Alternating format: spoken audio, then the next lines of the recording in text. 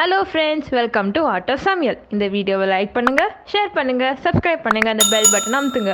Hello friends, இன்னைக்கு நம்ம செய்ய போகிறது நம்மளோட பாரம்பரியமான பலகாரம் பிடி கொல்கட்டை. இது நம்ம விநாயகர் சதுர்த்திக்கு பண்ணுவோம், நவராத்திரிக்கு பண்ணுவோம், சாமிக்கு நைவேத்தியமாகவும் பண்ணுவோம். இந்த பிடி கொல்கட்டை செய்யறதுக்கு தேவையான பொருட்கள் என்னன்னு பார்க்கலாம். அரிசி மாவு 1 கப், வெல்லம் 3/4 கப், தேங்காய் சின்ன சின்ன பல்லா கட் பண்ணியிருக்கேன், அது 1/4 கப் எடுத்திருக்கேன், ஏலக்காய் பொடிச்சது 1/2 டீஸ்பூன், எள்ளு 1 டீஸ்பூன், உப்பு தேவையான அளவு, நெய் 1 டேபிள் ஸ்பூன். இதுதான் நம்ம பிடி கொல்கட்டை செய்ய தேவையான பொருட்கள். இப்போ நம்ம வெல்லத்தை உருக்கிக்கணும், அது ரெடி பண்ணலாம். அதுக்கு ஒரு பாத்திரம் எடுத்துக்கலாம்.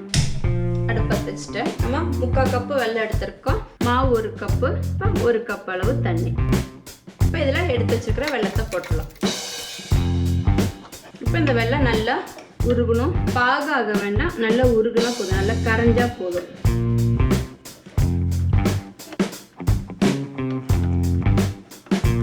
இது நம்ம ஈவினிங் டைம்ல இந்த மாதிரி செஞ்சு கொடுக்க டைம் சத்தாவும் இருக்குது. எண்ணெயில பொரிச்சு சாப்பிட்றதோட ஆவியில வேக வச்சு சாப்பிட்றது நம்ம உடம்புக்கு நல்லது. அது இல்லாமல் இது ஈஸியாகவும் செய்யக்கூடியது.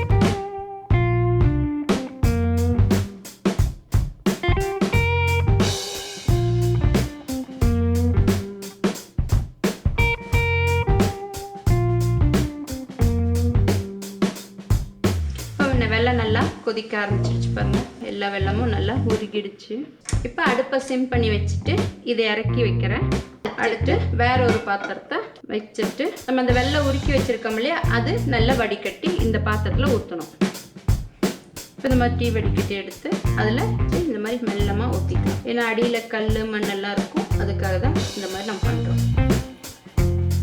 பார்த்தீங்கன்னா பாருங்க, அடியில் மண் மாதிரி இருக்கு பார்த்தீங்களா, இதுதான். இப்போ இந்த வெல்லத்தை நம்ம ஊற்றிட்டு வடிகட்டி இதை நல்லா கொதிக்க வைக்கணும். அது நல்லா இது கொதி வரணும். இப்போ நல்லா கொதிக்க ஆரம்பிச்சிடுச்சு. இப்போ நம்ம சிம் பண்ணிட்டு இந்த எடுத்து வச்சிருக்கோம் இல்லையா அந்த மாவு இதில் மெல்லமாக போட்டுடணும்.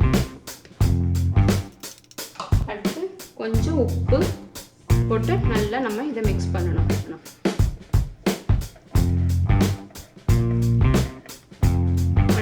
நெய் கொஞ்சம் போட்டுடலாம் இதில். அப்புறம் தேங்காய், எள்ளு, ஏலக்காய் இது எல்லாத்தையும் போட்டு நல்லா மிக்ஸ் பண்ணணும். அடுப்பு சிம்லியே இருக்கணும். பாருங்க, தண்ணி அளவு கரெக்டாக ஆயிடுச்சு. இப்போ நான் அடுப்பு ஆஃப் பண்ணிடுறேன். இது ஆறுனதுக்கப்புறம் நம்ம கொழுக்கட்டைக்கு ரெடி பண்ணணும். இப்போ இதை இறக்கி வச்சுட்டு நம்ம ஒரு இட்லி பாத்திரம் எடுத்து அதில் தண்ணி கொஞ்சம் ஊற்றி அடுப்பை பற்ற வச்சிடலாம். இப்போ இதை மூடியும் போட்டு வச்சுருக்கேன். இந்த தண்ணி நல்லா கொதிக்கிட்டும், நம்ம அதுக்குள்ளே உருண்டை பிடிச்சிட்டு வந்துடலாம். இப்போ மாவு ஆறிடுச்சு. லைட்டாக நம்ம கை பிடிக்கிற அளவுக்கு உருண்டை பிடிப்போம் இல்லையா, அந்த லைட் சூடு இருந்தால் போதும். இப்போ இதை மாவை கையில் நல்லா பிசைஞ்சிக்கலாம்.